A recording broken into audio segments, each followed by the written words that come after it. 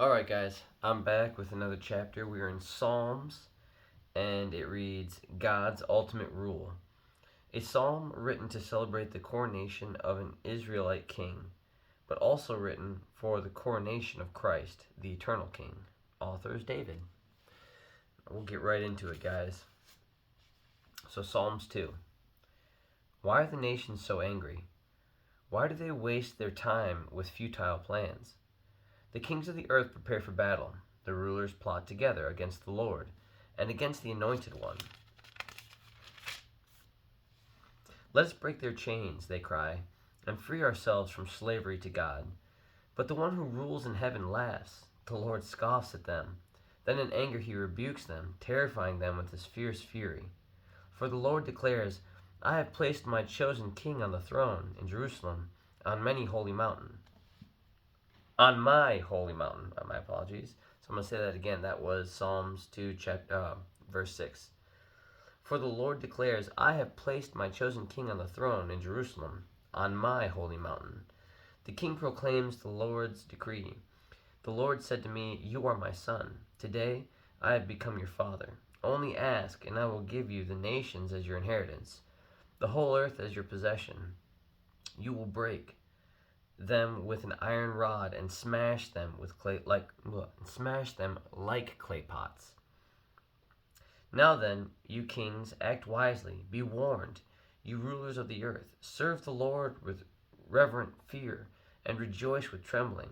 Submit to God's royal Son, or he will become angry, and you will be destroyed in the midst of all your activities, for his anger flares up in an instant. But what joy for all who take refuge in him. And that's the end of chapter 2. Like I said, guys, the chapters in Psalms are very much like little journal entries, and it's almost like Proverbs. There's little tidbits of wisdom along the way. What I like this is I like this as really a warning and an understanding for those that rule the earth, leadership. You know, today I think we'd see them more as politicians. We don't see them as kings and queens. While there are some that exist, they're more, what are they called? I don't even know what the word's called now. Figureheads. They no longer are part of legislation or regulation or any type of enforcement or power. They're more simply a time that once was and looked upon out of love and admiration, but usually not possessing any power. And this is letting people that are in power, those that are ruling the world, that, where is it? Be warned, you rulers of the earth. Serve the Lord with reverent fear and rejoice with trembling. So if you're not following God, guys, expect bad things to happen. And it's interesting because I know that we've been told as Christians that even when we do follow Him, that bad things can still happen. But man, take refuge in God. And this says that too. Say, but what joy for all who take refuge in Him. There's a level of peace that comes when you give up the steering wheel. And I know that that's difficult, especially when He's telling those that are in places of leadership positions, that are leading other people and having to sacrifice and having to build and having to grow and having to direct. There's in still some capacity, they're still servants. It doesn't matter. And this passage is just letting them know that though you are a king, make sure you serve, and make sure the one that you serve should be the God on high, so that you can continue to serve in peace. And so, I don't know. This one doesn't resonate with me a whole lot. I don't consider myself to be a ruler of the earth, although maybe in many ways we all are in some capacity.